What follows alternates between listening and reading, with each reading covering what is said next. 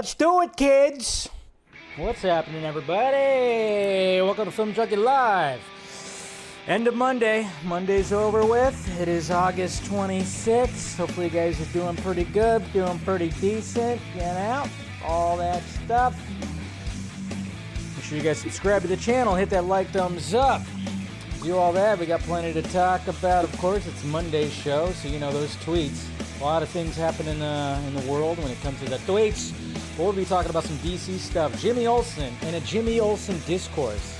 Yeah, I didn't think there would ever be a Jimmy Olsen discourse, but naturally, when it comes to nowadays and fanboys and girls, of course, there's going to be a discourse about everything.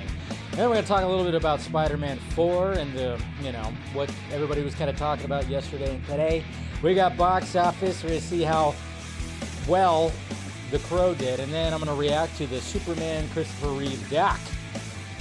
So hopefully you guys are doing good. Let's get it on. How we doing out there? Put that on. What's going on, Ryan? Good to see ya. We got Mr. Eric right here. For a second there, I thought the guy was a hero of John Hughes movie. Was a hero of a John Hughes movie. Interesting take on the character Gunn. Like a school genius who's surprisingly confident and kind of cool. Taladia Plays. What's happening, sir? Good to see you. Good to see ya. We got Miss Lisa right here. Miss Lisa Jackson. Have to go back to work. I'm thrilled that Ezra has been vindicated. There have been a lot of people screaming about their innocence for years. Oh, I met them on Saturday. A sweetheart. So yes. So yeah. There's a little bit of Ezra stuff right there too. So we'll be talking about that as well. We got Eye of Stone podcast. What's happening? Glad to help keep the pirate ship afloat. I appreciate it, sir. 17 months, always great. And we got Andrew Hughes right here. Just joined the Patreon. Yep, like I said, I'll try to give as much additional content on there as possible.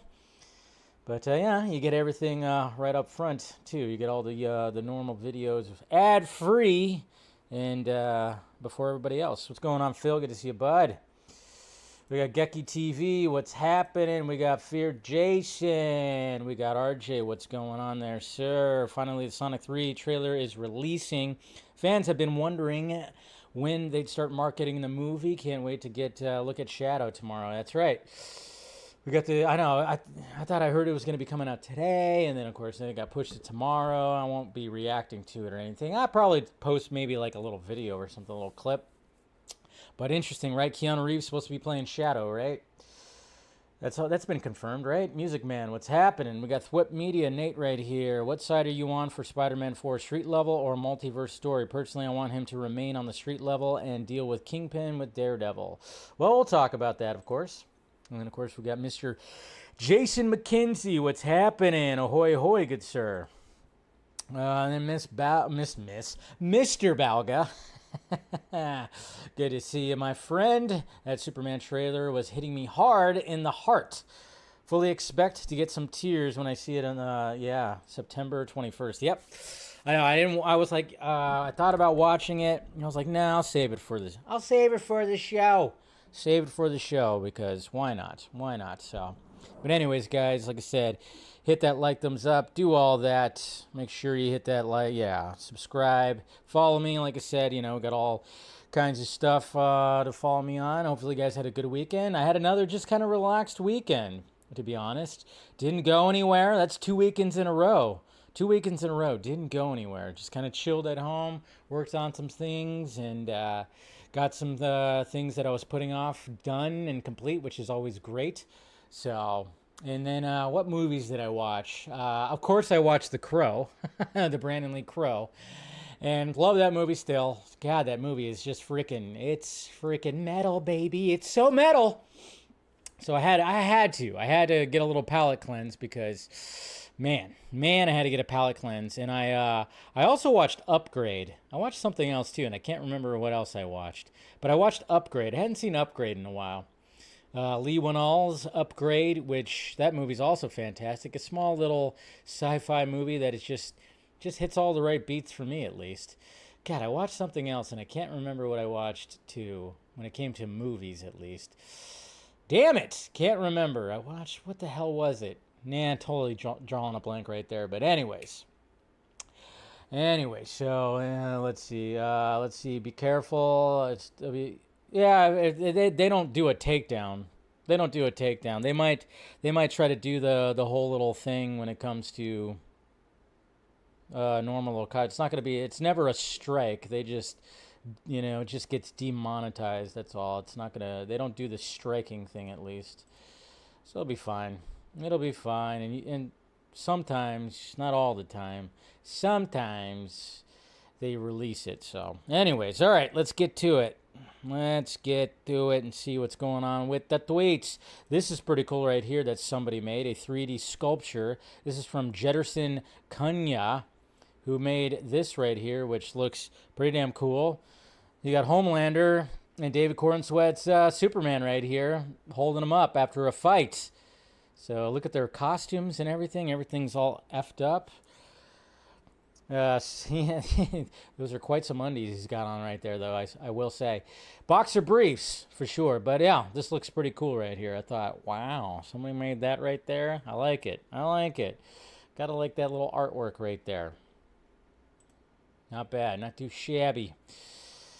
And then, of course, well, where's that? How are we feeling about let's see, because there's officially now, I mean, everybody's just talking about the absolute universe that's coming out, absolute Batman, absolute Wonder Woman, absolute Superman. And they kind of just, people were just kind of going like, loving these two and not really liking Batman's logo.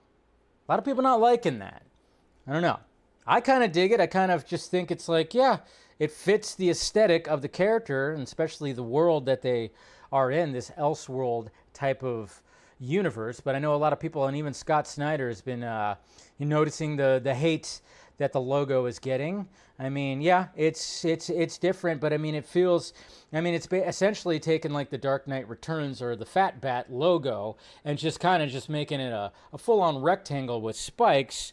I don't know. I don't mind it. I don't mind it all that much. I mean, it's not the best Bat logo, but, it's fine.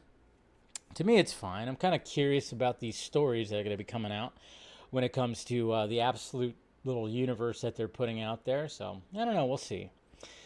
Oh, and then you get, I love this. I freaking love this right here. And then, with everybody being so excited for Wesley Snipes returning as Blade in Deadpool and Wolverine, and everybody wondering what the F is going on with the MCU reboot of Blade, or, the new version of Blade with Mahershala Ali. Well, we got this poster right here that's from Ranchu Copper right here that made this poster in the vein, of course, of Deadpool and Wolverine posters, and I think it's pretty damn awesome. Look at that. Yeah, there's only been one Blade. There will only ever be one Blade. And then it's just...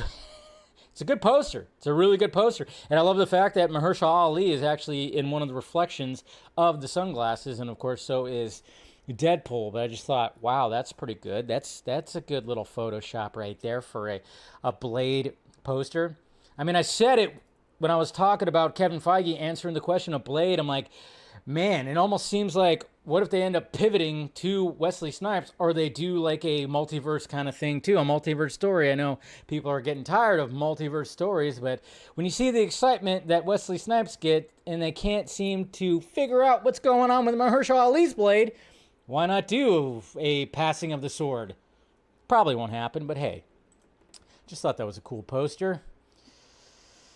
Hey, do you guys remember this when it came to the set of Maxine, and there was an extra that apparently claimed that Maya Goth kicked him and hurt him? Like, this one dude was like claiming that and trying to throw her under the bus, making it seem like she said something and like basically said that nobody would actually believe him or anything like that, and called him a big baby. Well, the actor who alleges Maya Goth kicked him in the head and called him a big baby from when filming Maxine was accused of threatening to distribute revenge porn, running a rent scam, and being vexatious and litigate. Wow.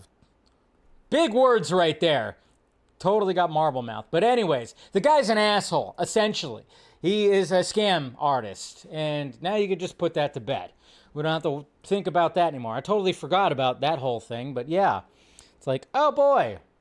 So the guy's actually an asshole and a scam artist. Well, shocker there, I guess, right? Oh, let's show some respect to this right here.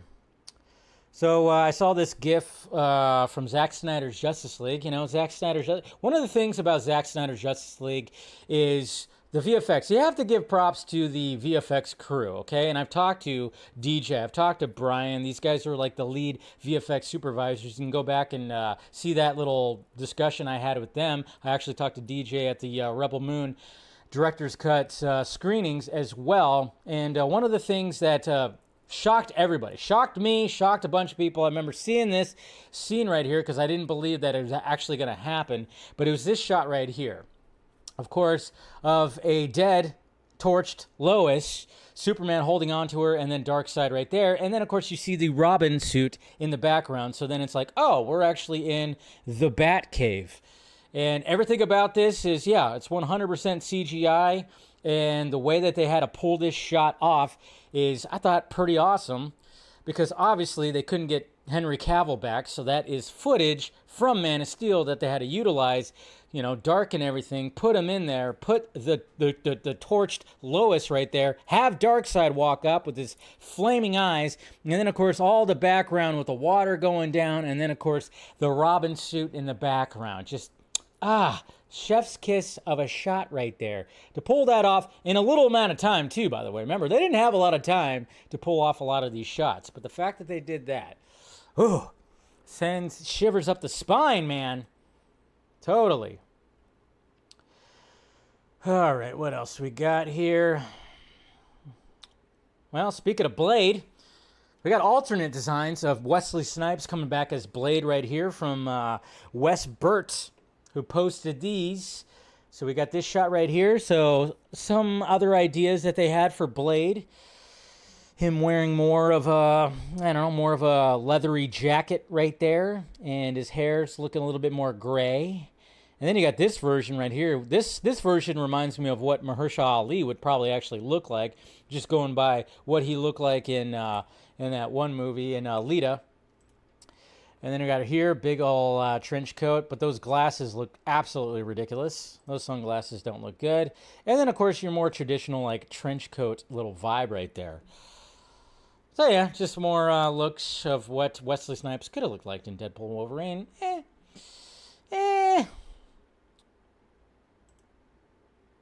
Tell me that, okay, why is this, guys? Why? Why would anybody, and I don't care how rich you are or anything like that, why would you ever need a mansion that has 24 fucking bathrooms unless you're just going to rent it out as a goddamn hotel? Well, that's what's happening when it comes to Ben Affleck and Jennifer Lopez's 24 bathroom Beverly Hills mansion is on sale for $68 million.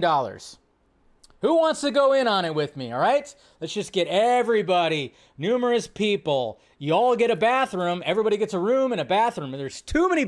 Why do you need that many bathrooms? And I'm like going like, Jesus Christ. I mean, imagine if you get like a leak in the plumbing, something. I mean, geez. It just seems ridiculous, especially if you're just having, it's you two and probably some maids and butlers maybe, and then the kids show up every now and again. But why do you need 24 fucking bathrooms in a house? Why do you need that? You don't need that.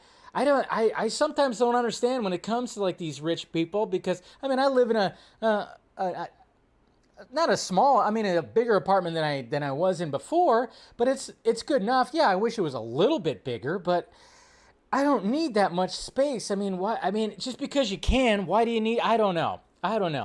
It just seems a little weird to me.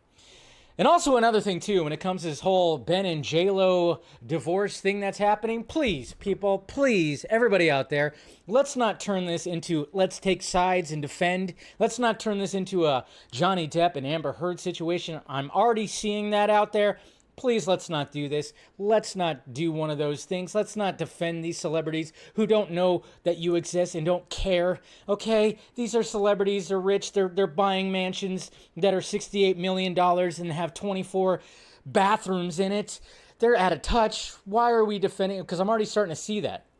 Starting to see that, seen a lot of people defending J-Lo, of course, and then throwing Ben under the bus. And, there's things that are coming out. Who knows if they're true? Who knows if they're verified? And then, of course, I see a lot of people defending Ben, specifically, of course, obviously in the Snyder fandom. We want to defend Ben because he is our Batman. But at the same time, I'm like, guys, just because I like his movies and the fact that he's an awesome Batman, he has some demons.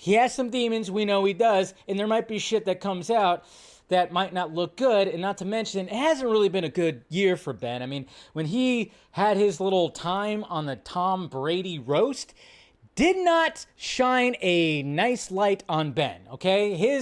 And there was the comedians that were there that saw the speech and talked about it and talked about how he wasn't paying attention to the prompter and kind of went off. Yeah, some of them even said like, yeah, what is this coked up dude doing? Yeah, that's right. They used those words, which I was hearing the same thing too, that he's already kind of fallen off the wagon when it comes to substance use. So there's stuff like that that's happening. But at the same time, when you got people that are, defending J-Lo as if she's like some innocent victim, she was married 4 times. She's been married 4 times. Okay? There's a little bit of a common denominator in there. Okay? So let's not take sides again. Let's not do that whole thing again. We don't need to do that.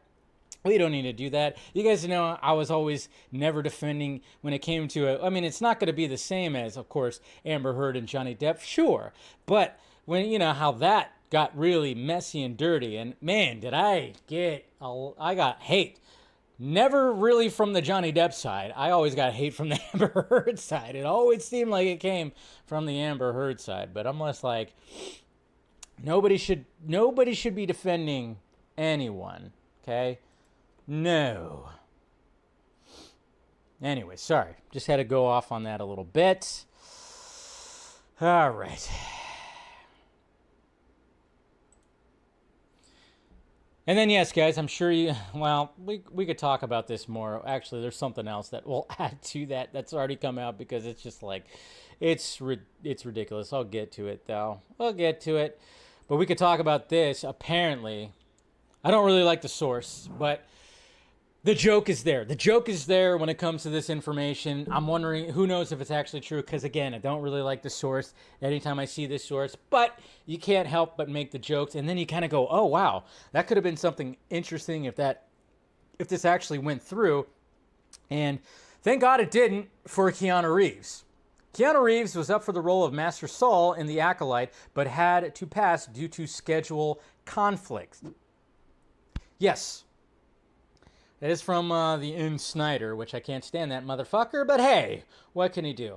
But can you imagine we would have had Jedi Neo and Jedi Trinity in a Star Wars series, but thankfully it didn't happen because the Acolyte just ended up not being so great, and I think what's-his-name actually did a good job as Master Saul, to be honest. Would have been kind of weird to see Keanu Reeves as a Jedi. I don't know. Maybe it would have worked. I don't know. But the obvious joke is that he dodged a bullet. So obviously, you make that joke, the Matrix joke right there. But can you imagine? It's like, part of me was like, oh man, I wish I could have seen that. But then part of me is like, glad I didn't see that. And then I just kind of go, well, maybe something can happen in the future, because that would be kind of awesome to see a Keanu Reeves Jedi. I have to thank Chris Pratt. Chris Pratt, thank you. And god damn it, what the hell is even this?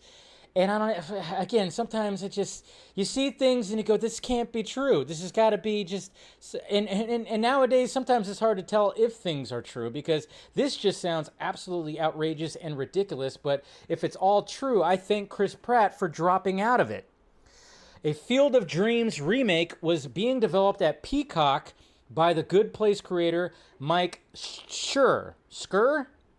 Chris Pratt agreed to star in the series, but it quickly fell apart after he abruptly dropped out. Would have had a $15 million episode budget. Huh? $15 million an episode for Field of Dreams? We all know the story of that, right?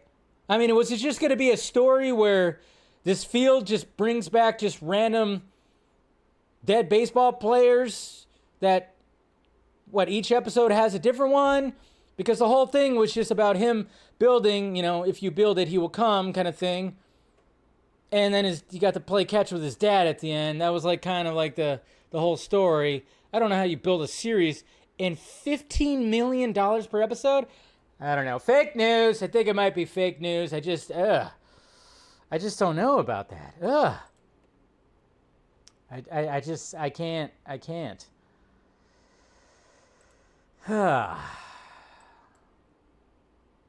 Mike Flannagan, come on. We already seen Mike Flannagan. He's been spending some time with some people in the DCU, you know, specifically, of course, Peter Safran. We've seen those images and everything like that. And then somebody decided to ask, well, if he's going to be involved in the DCU. Here we go. Hey, how are you? I'm good. How are you? Doing great. First, I wanted to say that we love you. Can barely hear it, of course. My question was, you were recently in Paris, seeing some DC news stars. She's asking about it. I will, as a person, I will say that I have always been a huge fan of James Gunn as a person and filmmaker, and that is a universe that I would absolutely love to be part of, and we're having a good time. Yeah, it's not the best video right there, but he basically says that he's a fan of James Gunn and would absolutely love to be part of that universe. But the fact that he's been hanging out with Peter Safran and his wife and all that, I don't know. It just seems like there might be something for Flannagan. Who knows? I don't know. I mean, he's like the big horror dude, so I don't know. Maybe he could have something in the Justice League Dark category, but at the same time, it's like, well, we only have Swamp Thing that's going to be a thing. But if they were going to do something in that realm, maybe Flannagan could do something. I don't know. We'll see.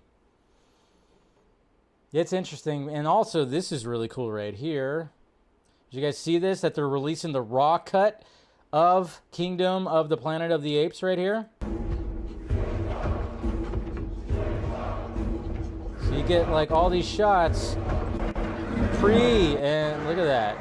Just really cool. Words. First chapter. It's pretty sweet. I think that's really cool that they're going to actually do that. You know, kind of show a little bit how the sausage is made, you know. The sausage. See, and then you got like, okay, so going back to the Ben and J-Lo thing, you got page 6 right here with a ridiculous thumbnail, or like featured image right here. Ben has a darkness to him that no other person can fix. Jennifer Lopez source slams Affleck. Because he's Batman. I know. Isn't that the most Batman thing you've ever heard? That's the most Batman thing that you could ever hear right there. Ben has a darkness to him that no other person can fix.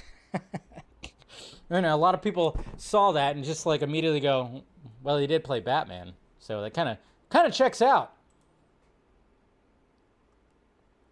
Checks out.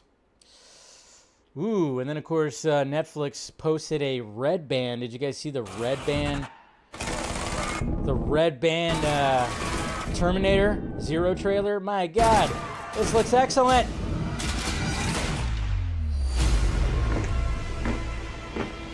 So dystopian. So very anime.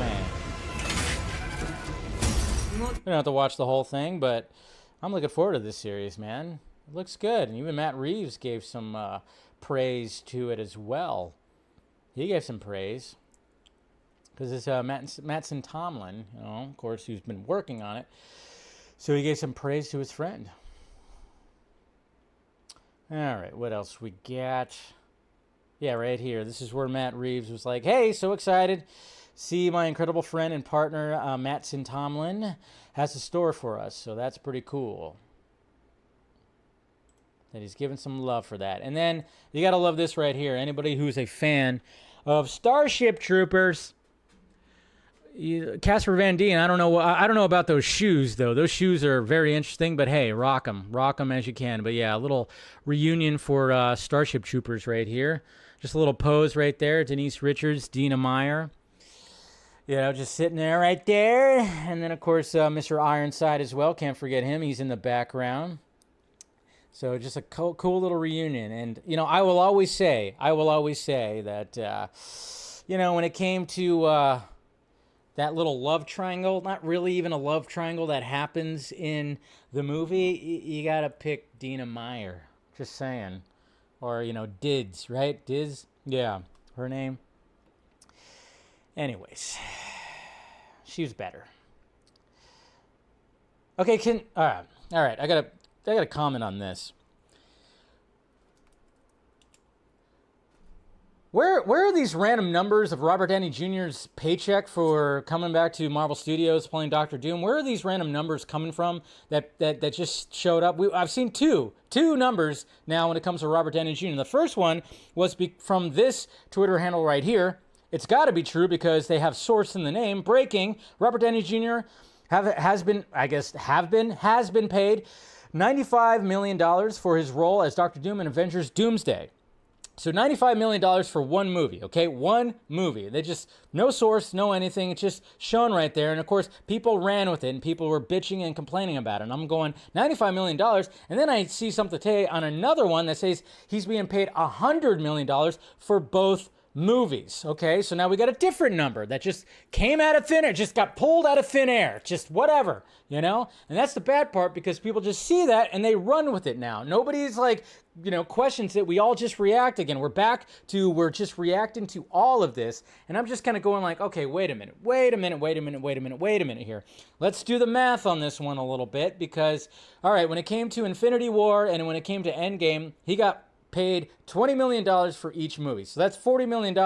But, smart man that he is, with all the movies, I think I got paid $20 million for also Iron Man 3. But the smart businessman that he is, and some actors, of course, a lot of actors do this, especially when you know the box office is going to be huge, you take a chunk of the box office. So when it came to Infinity War and Endgame, yeah, he ended up making like 95, almost $100 million. And then, of course, altogether, he's made a shit ton of money. Now, are these numbers just coming out because they're just projecting the fact that it's like, okay, so maybe he'll get paid $25 million or maybe $30 million for returning to the Marvel Studios and everything, which is still a lot, sure, at the same time, but not as they're making it seem like right up front, he's getting paid this much money. That's absolutely fucking ridiculous because, yeah, he might end up getting this sum right here if he's taking some of the box office, sure, which is smart. Why not? But it's just like, what the fuck? Like, I don't know. Like, where are these numbers coming from right here? $95 million for one movie. Now, I know some of this shit gets ridiculous, but I'm kind of thinking that that's bullshit. And stop believing, just because it says Marvel Studios source, doesn't mean it's sourced from Marvel Studios. Anyways, rant over. But we got somebody else who ranted right here. Quentin Tarantino. Quentin Tarantino is saying what we all feel when it comes to Toy Story. Yeah, that's right. And obviously there's going to be a Toy Story 5. But he had something to say when it came to the Toy Story trilogy. He was on Bill Maher's podcast and kind of ranted and raved about the fact that there's more Toy Story because, well, let's face it, when it comes to the trilogy, it was pretty much a perfect little trilogy. Quentin Tarantino says that the Toy Story trilogy is so perfect that he will likely never watch Toy Story 4. I have no desire to see it. You literally ended the story as perfect as you could, so no, I don't care if it's good. I'm done. Yes! Yes! I think a lot of us feel that way. Even if you like Toy Story 4, it's just kind of like, it feels tacked on. It doesn't feel right. It ended so perfectly. The way that the first one, the second one, and then the third one, which, hits you right in the feels, and it's just, And you get that from Quentin Tarantino. I never thought I would hear a Quentin Tarantino rant about the Toy Story movies. Pretty crazy, but hey, here we are. And I appreciate what he had to say right there. But hey, we're getting Toy Story 5. Yay! My God. Ugh. You never saw 3, Ryan? You got to see 3. It's like, it's a good way they wrapped it up. Okay. So this is interesting right here. I didn't know this even existed. This is an old tweet that was from a month ago that I'm like, wait, when the hell did this come about? Because there was like information that, was confirmed that Josh Gad is in fact writing Spaceballs 2, which is like, yeah, he posted the fucking cover of the script. I think we gathered that he's writing the script. Now, I'm not a big Josh Gad fan, so I'm kind of going, all right, how good could this be? But we have this right here. It was fantastic hearing a very sharp 98-year-old Mel Brooks chat for an hour after seeing Blazing Saddles. He said it's up to Amazon if Spaceballs 2 gets made, and that Mel spoke with Rick Moranis about it, and Rick said he'd be happy to come back. And Mel would, of course, reprise his role for Yogurt. Rick Moranis would actually come out of retirement for Spaceballs 2? I mean, hell yeah. But at the same time, he didn't come out of retirement when it came to Ghostbusters. But then I'm like going, well, maybe he feels differently about Spaceballs. I don't know. But hearing that, I went, wow, Rick Moranis would actually come back. And it's crazy. Mel Brooks is 98 years old. They better get going on production when it comes to this. You know, but apparently, you know, he's still very sharp and very much witty, hopefully. But man, oof. Interesting. Very interesting. And then, yes, guys, I might have to I might have to seek one of these out. I don't know. I have to find an AMC and seek one of these out. I'm sure you guys saw the Bat Signal popcorn bucket.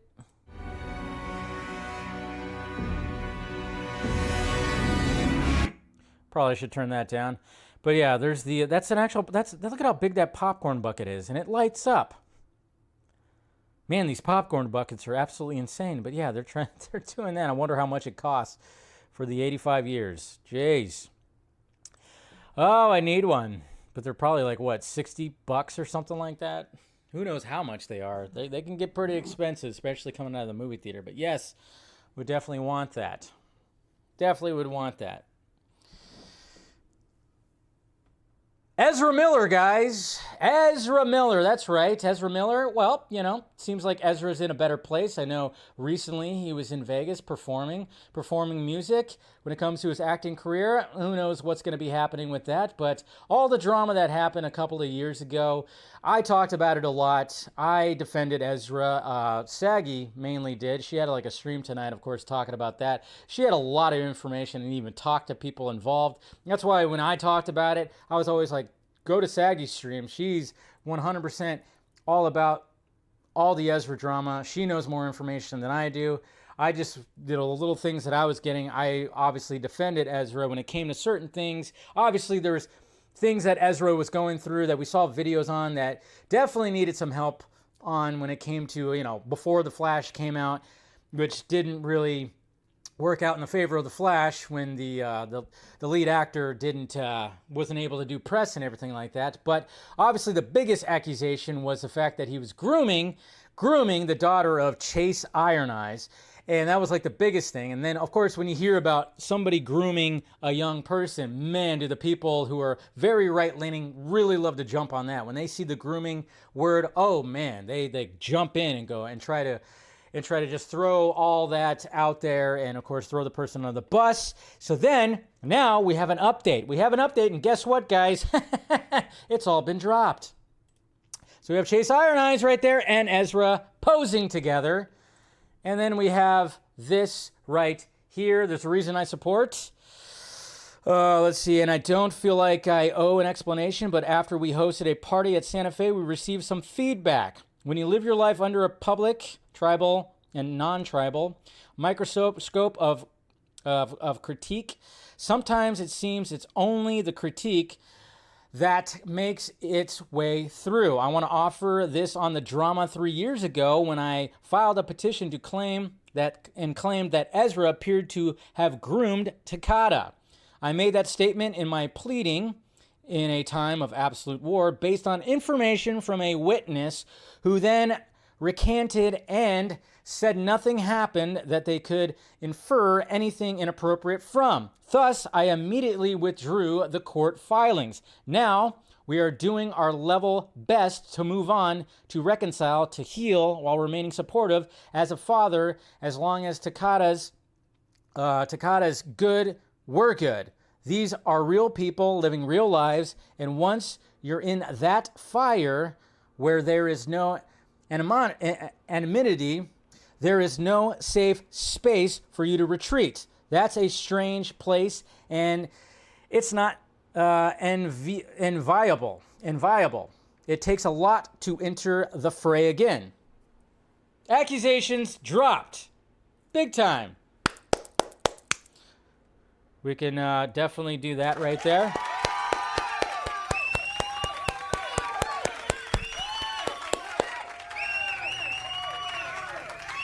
So what do you think? Do you think all the people that were making videos and throwing shade years ago are going to do follow-ups? No, they're not. Of course not. Why would they? They're not going to. They're not going to. But it's good to hear that. It's good to hear that all that was dropped. Now, like, again, there was still some things that did happen, but I think Ezra has gotten the help that they needed. So, seems like Ezra's in a good space right now, hopefully. But, yeah, the fact that the accusations got dropped, it's like, hey, there you go. It was all BS. It all just didn't sound right. When the information was coming out and things were being put out there and things were being, just and then rearranged and put out there and like different, it was all pretty damn ridiculous. But hey, what can you do? And they kept on saying, oh man, so many different things. Now, is this going to help Ezra's movie career? Not instantly. Maybe, a couple of years from now, Ezra can start maybe trying to get back into acting and all that stuff. I don't know. We'll see. But that was like the biggest thing. The biggest thing was always, and like I said, when grooming and you hear grooming out there, there are people that will jump on that because there are some people that are just, when they see that word, they feel like they have to jump into action and save the children. But when in reality, it's like, well, turns out that this was all false. False! Fake news. I see Saggy's in the chat right now. Anyway, so we got that. And of course, Tim Burton right here. I'm kind of wondering when it comes to Tim Burton and working with Disney in Dumbo, which I think is the best live-action Disney movie. Now, I haven't seen them all, but in my opinion, I think that Jungle Book, probably the best like live-action Disney movies. And he had this to say right here when it came to after working on that movie with Disney. Tim Burton says his experience working for Disney on Dumbo almost made him retire, but Beetlejuice helped him find his love for the craft again. This did re-energize me. Just one little quote right there. But the fact of the matter is, I'm going, wait a minute. So Tim Burton, obviously he helped with Wednesday series and everything, but at the same time, I'm going, man, he almost walked away from filmmaking because working with Disney was probably horrible. And then, of course, the movie didn't do well. It was like one of the flops of the live-action Disney movies. But it felt like it was actually from a director who has a specific style. I'm sorry, Jon Favreau, your Lion King movie and even your Jungle Book movie doesn't quite feel like a Jon Favreau movie. And then I don't even know who else has even made some of these other movies because they all just feel the same. But when it came to Dumbo, that movie actually felt like a Tim Burton movie, and it had a great cast. Fantastic cast. Man, we almost lost Tim Burton. But luckily, hey, Beetlejuice brought him back. And speaking of Beetlejuice, this is pretty awesome right here. You ever wanted to see Beetlejuice on Hot Ones? Jesus Christ.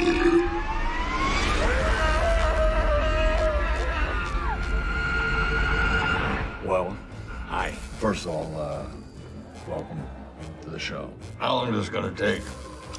I gotta get to the spa. Wow, okay. Who are some of your influences? Well, Napoleon was a pal. Bieber, of course, for obvious reasons. Caligula was a wild man. I'm not gonna say that. You got a little... Yeah. What are you, here? Never mind. Let's up the ante. Superb. You've been haunting this metaphysical astral plane for over 600 years. You ever allowed yourself to, contemplate the infinite nature of time? Nope. How are the ribs, by the way? This is eerily reminiscent of a guy I ate in Seattle. You sure you're okay? Yep. Because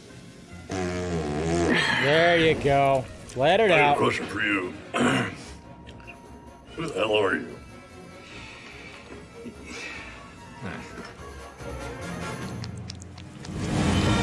Zing! Good marketing right there. Good marketing. Because Hot Ones is popular. Why not have that?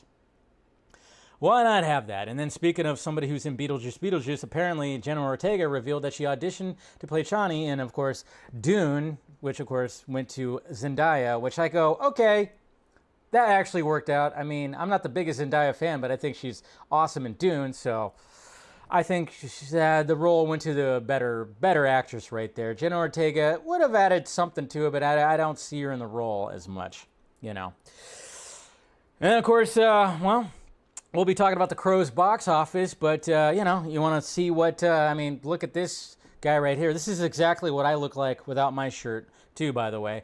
Yeah, we got some images of Mr. Skarsgård, Mr. Bill Skarsgård, showing off the Crow bot right there, showing off some of the fact that he's got negative body fat. Jesus Christ. My God.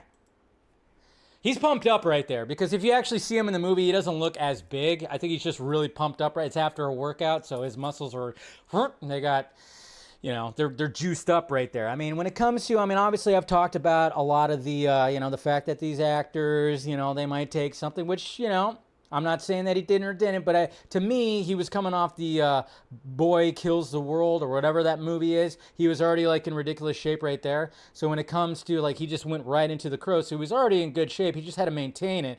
Apparently, when it came to interviews, he ate raw eggs, steak tartare, which apparently it's just raw steak, right? I've never had steak tartare, but I hear it's good, but essentially it's raw, right?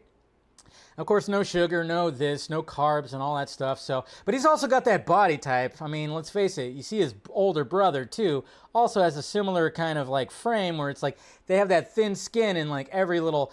I have friends like that.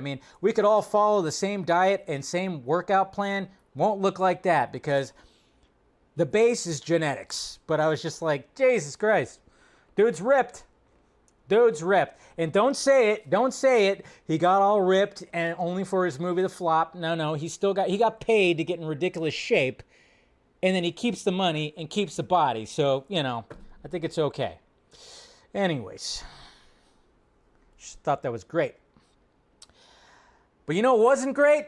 The Acolyte. Yes, we're still talking about The Acolyte, but follow-up when it comes to The Acolyte, because we were kind of wondering when merchandise for The Acolyte started disappearing. They basically all disappeared from the Disney store, so a lot of people are going, oh my God, is Disney going to vanish this like they vanished the Willow series? Well, apparently some of the merchandise did go back to the store, and then of course we have these numbers right here. The Acolyte cost $630K per minute of screen time, was canceled due to low viewership. There are no plans to remove the series from Disney+. So, no plans to remove it from Disney+. It will stay. People just didn't want to view it, and apparently after episode 2, people just really lost interest. And again, it just didn't grab people. Again, the best episode was episode 5. That's where it really got into some crazy Jedi-like shit. I'm not saying that you have to start off with the crazy Jedi-like shit, but maybe you have to at least have a good story and a good lead actress and a good, I don't know. There's a lot of things that you could say what went wrong, but it's not going to be removed from the Disney Plus, apparently.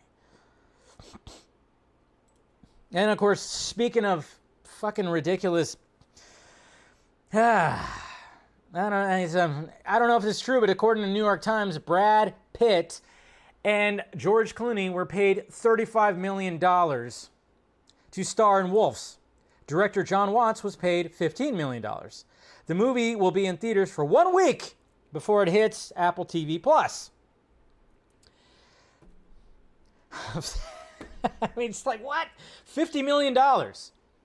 So $50 million of the budget of this movie went to the director and the 2 leads. And this is not a big franchise. This is not that. I mean, this is just Apple just going, well, why not? I mean, they play the game of, wait, we've tried to put quality into our movies and series, and we have the money to back it up because we're Apple. But at the same time, this just seems like a waste of money right here. Really, that much money?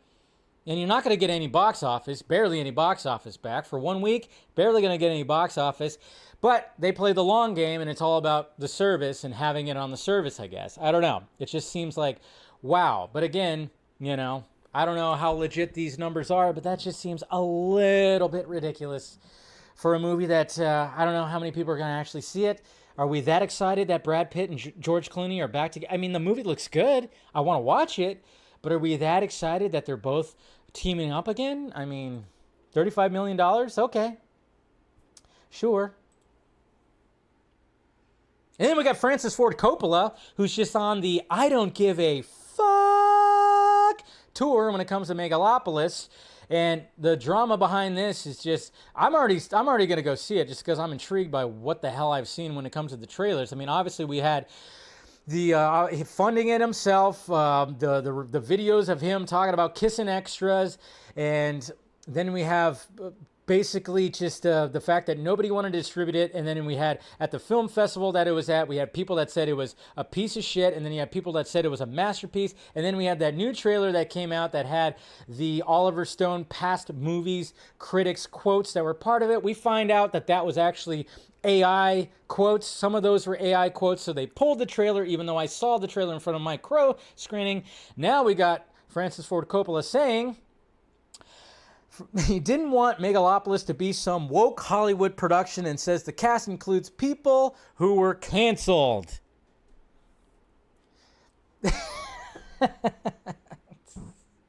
Yeah, what's his name, right? I'm like, who's canceled in this? Dustin Hoffman's, you know, he's in there. Lawrence Fishburne, I think he's fine. Adam Driver, Aubrey Plaza. I think there's only one person that might have just got canceled that's in there. And why can't I remember his freaking name right now? Obviously, it's eluding me, and I was trying to dig for it, but it's just not there. But I'm just like, what the hell? Like, okay. And apparently, too, not only is there this, he has 2 more movies that he wants to do, at least, and he's hoping that one of them gets funded by whatever he makes from Megalopolis. And that's what's going to be interesting about this release, because I'm still intrigued. I'm still going to go see it. I just wonder if it's going to be a big, huge flop. It might be. It's looking like it might be. It might be. But then again, who knows? Maybe people will flock to it and it'll get something. Who knows? But he's just... Shia LaBeouf. Thank you. Thank you, Nate. I was like, I could not remember his name right now, but I would think that he's really the only one that was canceled. I'm trying to think who else in the cast was canceled. And I'm just kind of going, all right, so are they actually going to be doing a press junkets marketing with the cast where they have to sit down and talk? Because that will be awkward. That would be quite awkward. But hey, man, I'm going to go see it. So I'm still going to go see it. I'm intrigued by that trailer because I'm like, what is happening in this movie? I kind of curious to see what happens, you know. But we'll see. All right, that's all the tweets right there. Let's get to the topic at hand. Which one should we start off first? Well, we can start off with something minor that, you know, when it comes to DCU news. All right. Well, we can start off with this. Creature Commandos, when it comes to who's going to be scoring Creature Commandos, well, it's been confirmed by James Gunn. Accurate. They are killing it, creating some of the most beautiful work they've ever done. Kevin Kleiner and Clint Mansell, who did Doom Patrol and Peacemaker, are now doing, of course, Creature Commandos. All right, so there you go. Anybody who's wondering who they are, well, they've done those at least. So, and apparently they're killing it. So we got people who are scoring it, and yeah, we got that. And let's see, what should we go with right next? Let's go with the Penguin. So we got the Penguin. We have 4 episodes. 4 episodes. First 4 episodes. Not all the episodes, but we got run times for first 4 episodes. And yeah, I think it's no shock that the episodes are about an hour apiece. So episode 1, After Hours, 1 hour and 7 minutes. We got episode 2, Inside Man. That sounds intriguing. 56 minutes. Episode 3, Bliss, is 59 minutes. And then, of course, we have episode 4, which is Gent Ani, 58 minutes. So there's your episodes. First 4 episodes right there. Titles. And, yeah, about an hour long. Of course, the premiere is going to be the longest one. So we got episodes when it comes to that. And then now. So we heard during the Twisters screenings and press junkets or whatever, Glenn Powell actually talked about how David Corenswet went to go audition for Superman during the filming of Twisters, and they actually found out, or was it during, or maybe it was before, I don't know, it was something like that, but he mentioned how the entire cast of Twisters found out that David Corenswet was cast as Superman during production, and they actually have a video out there somewhere. Well, that video has finally surfaced of the cast being very excited for David Corenswet. Congrats! Let's go! Let's go! Let's go! That's our Superman, baby! That's our Superman, baby! Yeah! I'm gonna try to fly! Oh no! That didn't quite work. But yeah, so there's everybody. Of course, it's not when David Corenswet was actually on set. Well, obviously not. But yeah, we got everybody right here, and look at you got Glenn Powell right here, doing his best leap up into the air, because he's Glenn Powell. People still want him as Batman, and I'm like, no. I still don't want him as Batman. Hal Jordan, I could see that. Hal Jordan, Booster Gold, but Booster Gold seems to be out of the picture. But yeah, it's just kind of fun to see that, that they were very excited for him. It's always good to see that. It's good to see that, right? All right, so yeah, let's see, what else did we get? Let's see my list. Oh yeah, duh. All right, this one right here. So we got Jimmy Olsen. Yes, we got our first official look at Jimmy Olsen. Skylar Gonzada. I'm probably saying his name wrong because I say names wrong all the time. But we have our first official look. I mean, we saw him on the set. We saw all that. But James Gunn, of course, when it came to posting on the anniversary of Jimmy Olsen, Superman's pal, it's the anniversary because he debuted on, August 25th in 1941. We got Jimmy Olsen. So here we go right here. There he is, looking goofy, looking nerdy. Got red hair, he's got freckles. That's what everybody wanted. Thumbs up. And then, of course, doing that. Yes! Go, Superman, go! Yes, it's cheesy. It's supposed to be cheesy. It's Jimmy freaking Olsen, of course. And I'm just like, okay, cool. I just like the fact that they actually have a freckle-faced ginger that is playing Jimmy Olsen. But, of course, naturally what happens when it comes to fanboys and girls, there was like a little bit of a discourse that was happening over the weekend. And it was like, and I was seeing people. And it's kind of funny because, obviously, you got the Snyder fans that are not liking what's happening with the DCU. Of course, we're showing support of Zack Snyder's Jimmy Olsen, which, of course, in BVS saw a bullet real quick. It's kind of funny because when I saw that, and then, of course, I see the people who want to push against that. It's a dumb discourse because I'm just kind of going like, well, anytime I watch BVS, I don't necessarily look at that character as Jimmy Olsen. In my mind, it's just like, and I think there was like a theory out there. I think Zack confirmed that it is Jimmy Olsen, but it's just like, in my mind, it's just somebody who's an agent who just used that alias of Jimmy Olsen. But then, what we've always been saying when it comes to Jimmy Olsen, and when it comes to just the Snyderverse in general, it's an Elseworlds kind of story. And it wasn't like Zack was trying to build this whole big, huge universe where he was going to have a Jimmy Olsen be besties with Henry Cavill's Superman. I don't think that was ever really a thought. But he thought, well, let me just fit him in right here and put the name right there. And there you go. And then, of course, he just gets offed in the beginning and it's whatever. But we all know, come on. I mean, when it comes to live action Jimmy Olsen's, we all know who's the best. We all know who's the best, and that's Michael Landis right here. That's right. From Lois and Clark. That's mine. That's my favorite live action Jimmy Olsen right there. He was only in it for a couple seasons, and then he left, and then somebody else came in to do Jimmy Olsen. But when it comes to live action Jimmy Olsen's, in my mind, it's Mr. Landis, who is in Lois and Clark.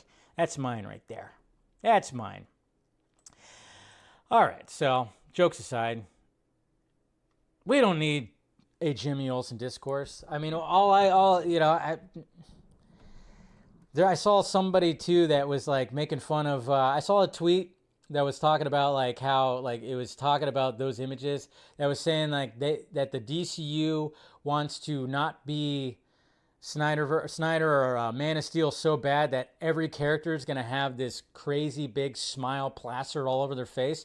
And I almost quote tweeted it because I was like, yeah, because the first image that we saw of David Corenswet in the costume, he was smiling like crazy. I'm like, no, he in fact wasn't, which threw people off. I mean, I think a lot of us thought that when we saw David Corenswet right at the beginning, we were going to see like a da-da-da-da. But no, we saw like a, what the fuck? I mean, wait, why is he so like, he looks like he's angry that he has to put his boots on. Anyways. Oh, you gotta love fanboy discourses. It's good times. Right, guys? It's good times.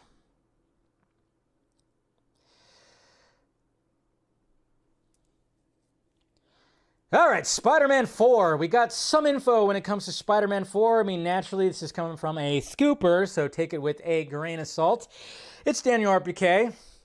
You know, at least when it comes to scoopers, I could trust him a little bit more than some of the other ones, but like, hey, this information that he put out there created a lot of, people kind of going, what the hell are we doing here? And it was kind of interesting because seeing people's reactions and people just kind of going like, wait, what the hell? I thought we were supposed to get this kind of Spider-Man. We're going to get this kind of Spider-Man? And this is the information right here that I'll bring up this tweet from Spider-Man News. Spider-Man 4 will now begin filming next year and is slated to release in 2026. It's likely... it says likely, but likely the story for Spider-Man 4 will be multiverse based. So it's kind of funny that people are getting their panties in a bunch and it doesn't even say that it's confirmed or anything. It just says likely. So when I saw what was happening, I was like, all right, wait a minute here. Why are we shocked? I mean, yes, there was like information that came out like last year or at the beginning of this year where there was info where, and especially what happens at the end of No Way Home, it was like, oh, maybe this is going to be a city-based, small Spider-Man story. And, a lot of us were on board with that. I was definitely on board with that. But then I kind of went like, well, wait a minute. When you hear something like this, I just kind of go like, well, yeah, that makes a lot of sense because, well, Spider-Man No Way Home almost made $2 billion. Multiverse story. We have the Spider-Verse movies that are both multiverse stories that have made a lot of money and have won awards. We just had a movie that was multiverse-based too that just totally just leaped across the billion-dollar freaking finish line.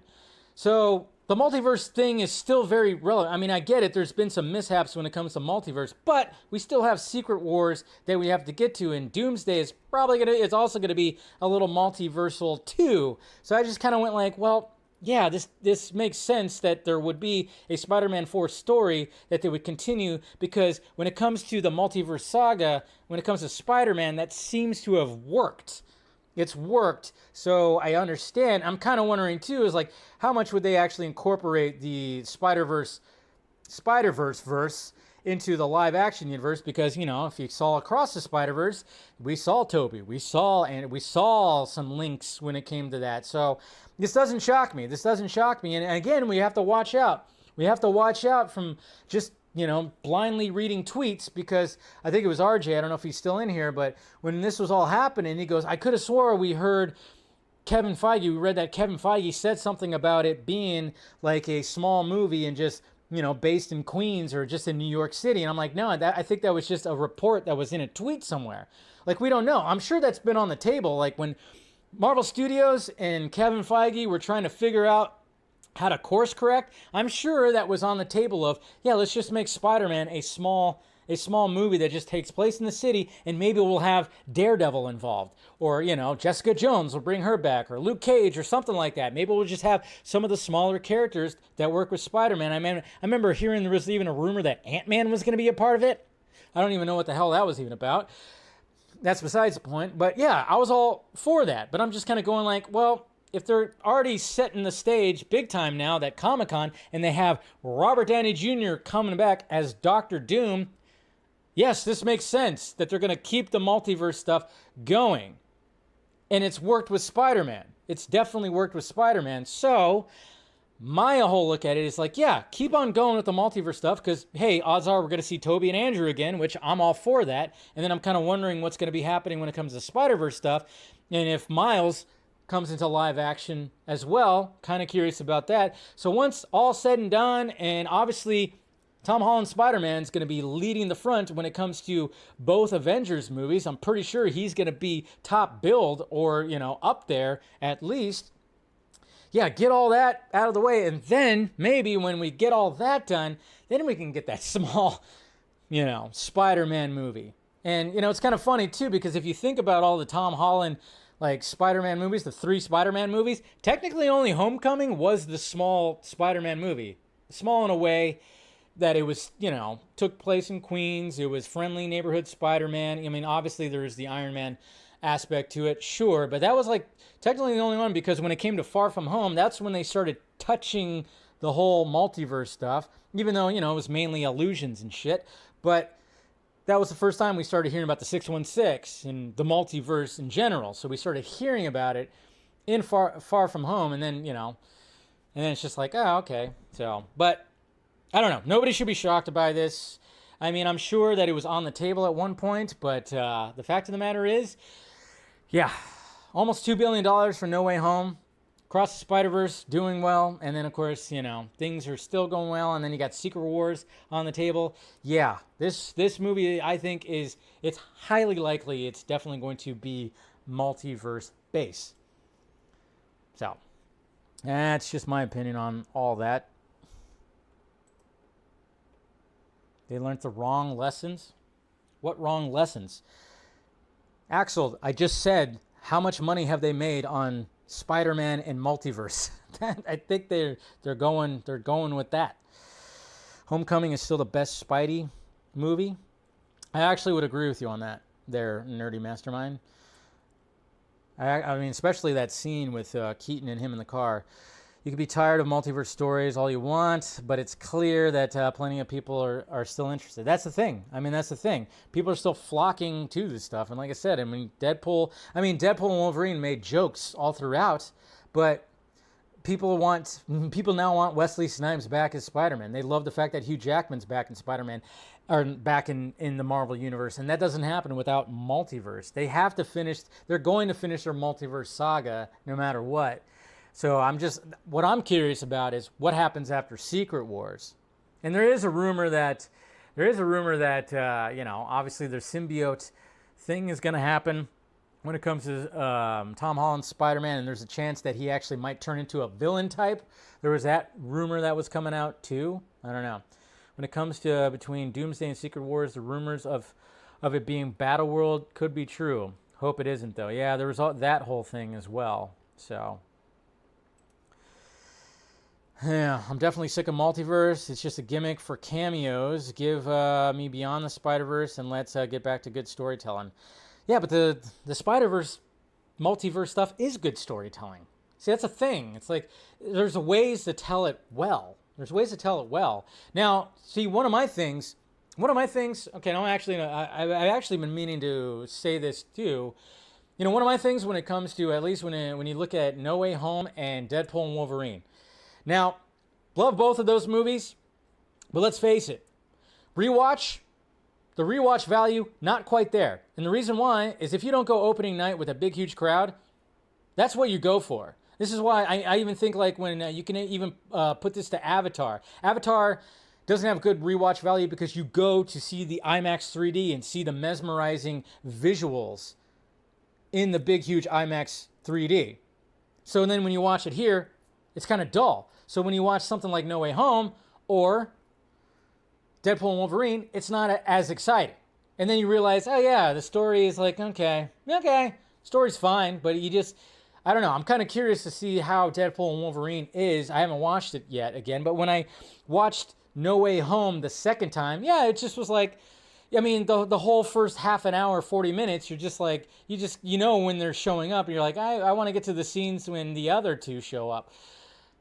The only time that I remember when I showed my ex, when I showed her Spider-Man No Way Home, when we went through all the Spider-Man movies and then we got to No Way Home, it was kind of exciting again because she didn't know what the hell was happening, even though she probably did and maybe just pretended like she did. And I don't know. It was just like one of those things where I was like, oh, okay. So yeah, that's the only bad part about some of these movies is like, yeah, you go to the movie theater to get the experience, and then it's just like, okay, and then the rewatch, you kind of go, okay, it's not quite as exciting. So that's what I'm kind of curious when it comes to at least Deadpool and Wolverine. I'm sure I'm probably gonna. There's something about Deadpool and Wolverine that I'll probably like more than No Way Home, to be honest. But if I had to choose the 3 Spider-Man movies of Tom Holland, I would say that Homecoming is the best legit Spider-Man movie out of all those. I think that's, and Far From Home, I don't know. Far From Home is weird at times. There's things I like about it and things I don't. And then No Way Home is great. It is great. I'm not saying it's not. It's just, but you just don't have that experience of like being there opening night. Anyways.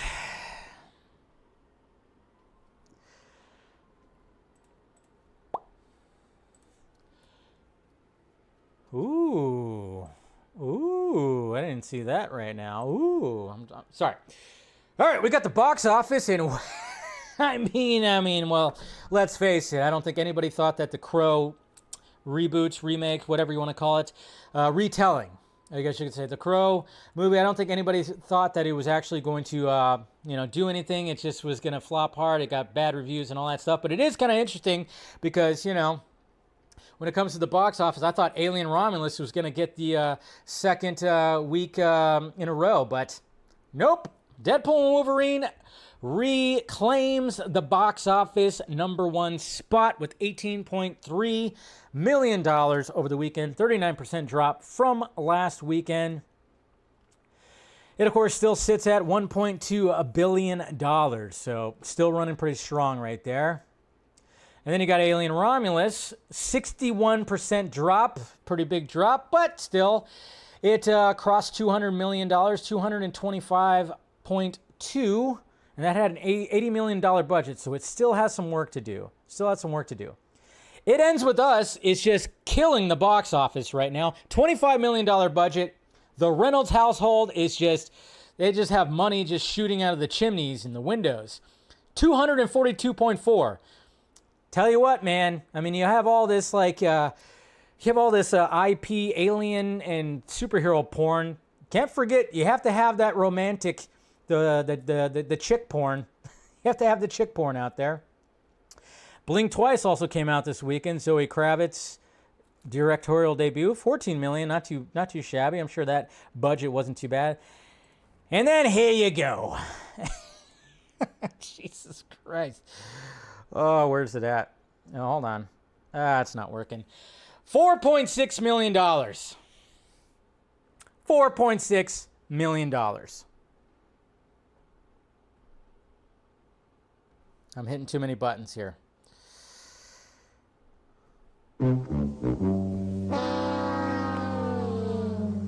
I heard it's an $80 million budget. That could have been with the marketing tacked onto it, but apparently it's a $50 million budget. It doesn't matter. That's still really bad. Nobody was interested in this movie. It's so weird. It's so weird how, like, hardly anybody. I mean, I saw some people that were interested, but it's just nobody.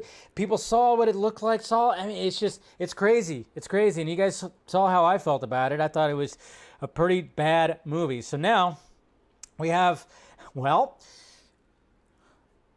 Alex Proyas, of course, who's the director of the '94 Crow movie. He's already had some fun talking shit about this movie, this remake, and, this is what he's been posting on Facebook. I love how enraged this critic gets. Is that a thumbs down? Maybe they can lend their DCPs to film schools for classes on how not to make a movie. The theaters sure won't need them after next weekend. Jesus. And this reviewer even said, is it worse than Madam Web? I wouldn't say it's worse than Madam Web. It's close. Alex Proyas, wow, box office is a bloodbath. And then keeps on going.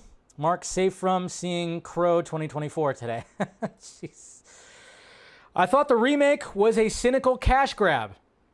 Not much cash to grab, it seems. So he's having fun with that. Oof. Yep, so there you go. So I don't know if we'll ever get another Crow movie for a while, because, like, again, this one was sitting in limbo. I don't know. I've already said a lot. I saw my first reaction. I did like a 10-minute little ranty rant at the beginning of the vodka stream. I clipped it out if you want to go see it. I don't really want to talk more about it. It just was, it just didn't land, and there was a lot of things that just didn't work. It just didn't work, and hey, what can you do? What can you do? I guess we could just move on from it now. Nobody's going to be talking about this movie by next weekend, even though there's not really anything coming out next weekend, but yeah, poor Bill Skarsgård. Poor Bill Skarsgård. Okay, time to react to this movie right here, or to this trailer right here. Oh, this is going to hit me in the feels, isn't it, guys? Should I get out the tissue? Superman, the Christopher Reeve story. Here we go. I haven't watched the trailer yet, guys. I figured I'd save it to do a live reaction, so here we go.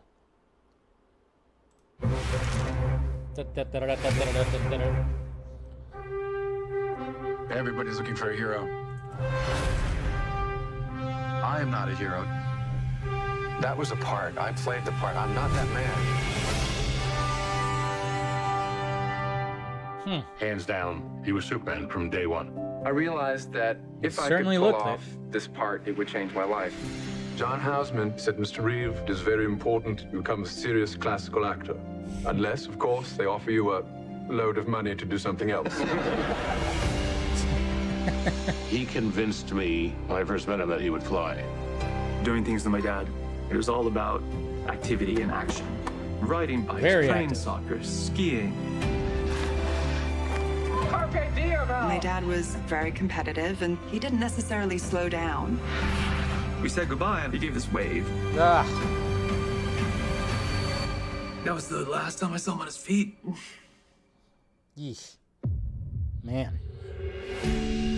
Mr. Reeve currently has no movement or spontaneous respiration. Superman, crazy. Man. Just that simple little thing over the horse. I'd ruin my life and everybody else's.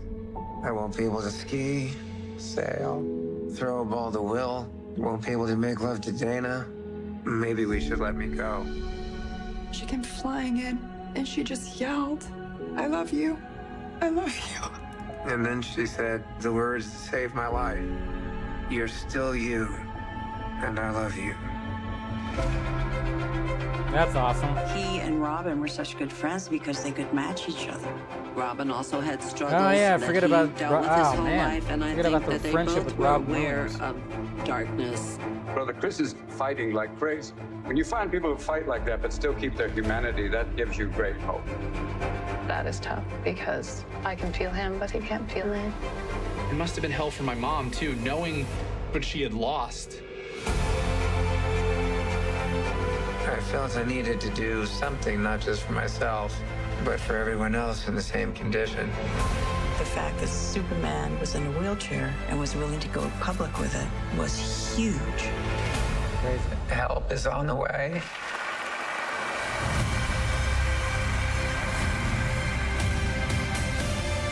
The Christopher and Dana Reeve Paralysis Act. People are literally walking because of him. That's awesome. What is a hero? My answer was that a hero is someone who commits a courageous action without considering the consequences. Now my definition is completely different. I think a hero is an ordinary individual who finds the strength to persevere and endure in spite of overwhelming obstacles. Oh, I remember wouldn't this. have missed this for the world. Totally remember that. I remember that.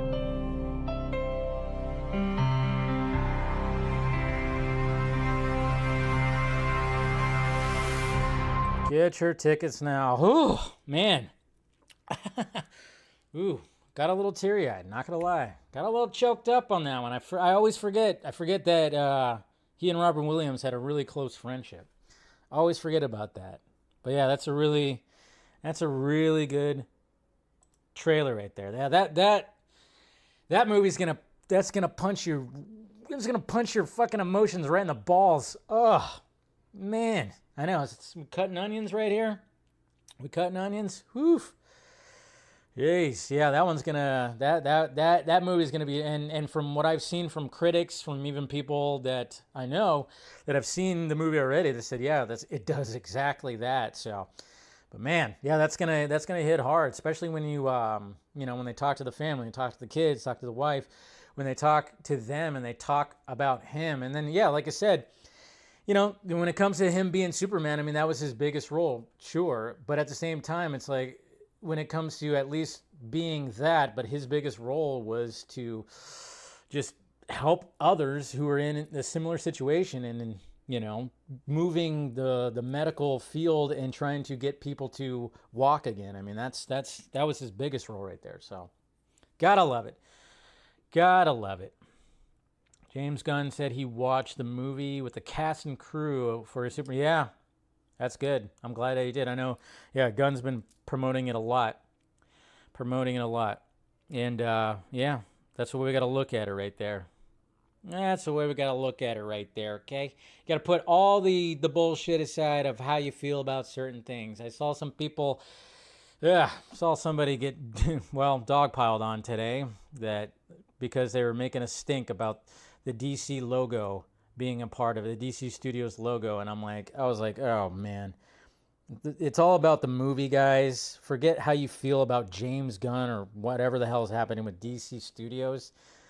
The fact that you have to make a stink because DC Studios literally owns the goddamn thing, and they're putting it out there, and you're making a stink about it. I saw some people making a stink about it. It's like that you're missing the point of this whole thing. Put all the bullshit aside. This is about showing this legend of a man right here, man. Anyways. All right. But yeah, that looks really good. Can't wait to see it. Can't wait to see it. Now you can get your tickets now, too. All right, what do we got here? Let's go ahead and get to some Twitter questions. All right, there's some, what the hell? There's somebody with a weird parody account that I don't know. Sometimes shows up in my mentions. But anyways, here we go. Darren, Mr. Laugh Now, Cry Later. Do you think Matt Reeves will drop any Batman 2 info on Batman Day? I hope so. That would be kind of nice. That's what, at the end of, that's in like a month, right? That's the end of September. Please, Matt Reeves, I hope so. I mean, he's going to post something. He's got to post something, right? And are you seeing the Batman again on Wednesday? My showing is almost sold out. They're only at AMC's. I don't know. I got to look and see. Maybe I will. Eye of Stone podcast. Roger Ashton Griffiths as the ventriloquist. Arnold Wesker with Scarface in the world of Matt Reeves, the Batman. Thoughts? I mean, I think the ventriloquist and Scarface, yeah, they could totally fit in that world. One of the shadowy characters Bruce passes on the street. In the crowd of costumes is a guy carrying a puppet, a cool Easter egg, if nothing else. Yeah, I think the ventriloquist and, Scarface could definitely fit big time in Matt Reeves' Batverse, so maybe he's considered it. Eric, hey Dave, speaking of Keanu Reeves, I'm very happy he wasn't in The Acolyte. Not just because the show sucked, poor Trinity, though that certainly helps, but really, Keanu has long been the fan favorite for the one and only Raven, or Revan. So I'd say he ought to hold out for that. Maybe he will. I mean, I would not mind seeing him in Star Wars, but I'm glad, too, that he didn't show up in that. Dylan G saw Transformers 1, and it was surprisingly really good. The trailers are definitely misleading. I thought it was better than Spider-Man animated films, in my opinion. Wow. Okay. It does look good. I'm probably going to go see it myself. I mean, I'm not huge on Transformers, but I think I actually might go see it. Darkness Under the Wind. Dave, question 1. If you were given the pen to have Penguin lead directly into the Batman Part 2, how would you do it? I think didn't you already ask this question, or somebody else did last week or the week before? I mean, it was just like start teasing whoever might be the villain, like in the background or something, and just kind of like if there is a Clayface presence where he is like killing people, you can maybe have something in the papers or whatever that's happening that talks about somebody who's stalking and killing people or something. I don't know. Have some kind of teases like towards the end of the series. Question 2, what would you like the MCU X-Men roster to consist of? Wait, am I looking at... I could have swore I've already answered these before, and I think I said something about like just the normal crew, maybe some Jubilee in there. Question 3, if Spider-Man 4 is actually about the multiverse... Oh, maybe I answered this... You know what? I think I answered this last week when the fucking stream cut out. Maybe that's what it is. So I apologize there, Alex. I think that's what happened. I think I answered these on Wednesday, but the stream cut out. Thankfully, I think we're doing good today. Question 3, if Spider-Man 4 is actually about the multiverse and not street level, will this make Feige want to take the rights back from Sony even more? I don't know. I don't know the logistics of that. I mean, again, I think Feige is all about keeping it multiverse to finish the multiverse saga. And then eventually we'll get there. So I don't know why everybody's just like full on blaming Sony when we know what's in store for, Avengers Secret Wars and all that stuff. Mr. Nobody, hey Dave, how do you think they're going to bring back Andrew Garfield and Tobey Maguire? And do you think they're going to introduce other Spider-Man characters like Miles Morales? Absolutely. And that's what I'm kind of wondering, like, are they going to bring him into live action? Because they've already done... in Across the Spider-Verse, we already saw clips of Tobey and Andrew, and then of course we see his uncle, the whatchamacallit's name, Donald Glover. We saw him there already, so they have already laid the groundwork to start doing some of that stuff. And yeah, I mean, I'm pretty sure we'll see Andrew and Tobey again. Devon Woocher, hey Dave, what happened to the, or I think you said, what happened to stream on Wednesday? You were talking about questions and it just ends. Yeah, I don't know what happened. YouTube decided to cut it off. I was being too me. I don't know. What's your scary scene from the movie? For me, Alien came out the guy's stomach. And do you think Deadpool and Wolverine will reach $2 billion? I don't think it's going to make $2 billion. Doesn't look like it is. Could be wrong, but I just highly doubt it. Probable spam. I love that. Fearless Colors. Hi, Dave. My nephew, 17, has done a stop motion for the Void scene in Deadpool and Wolverine. He's worked really hard on it. If you could give this a watch and share it on your show. Okay. We'll save that after I answer. Well, like I said, I don't know who... Wait, hold on a sec. You got the Nerdrotic parody account right here. I don't know what... Okay, so we're good. Some weird shit. I don't know. Some kind of bot, maybe? I don't know. All right, let's check this out here. I kind of want to see what do we got here. So this is stop motion. Let's check this out.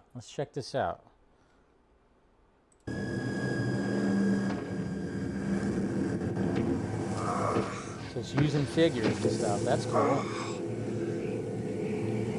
Don't just stand there, you ape. Give me a hand up. No, I'm actually okay, thank you. Where the hell are we? I don't know. I wonder if this is for like a film project or something. But that would be IP infringement, right? Stop motion is not easy to do. Stop motion is definitely not easy to do. You have to have like specific kind of cameras and stuff. So this is actually... Mr. Paradox, asshole. Everyone I know is gonna die. This is actually pretty cool. Was that all you got? Is that what you said? You go into the void, throwing some stuff. That's pretty cool. And then you got the 20th Century Fox. That's cool. Rest in pieces, Fox. Peanut.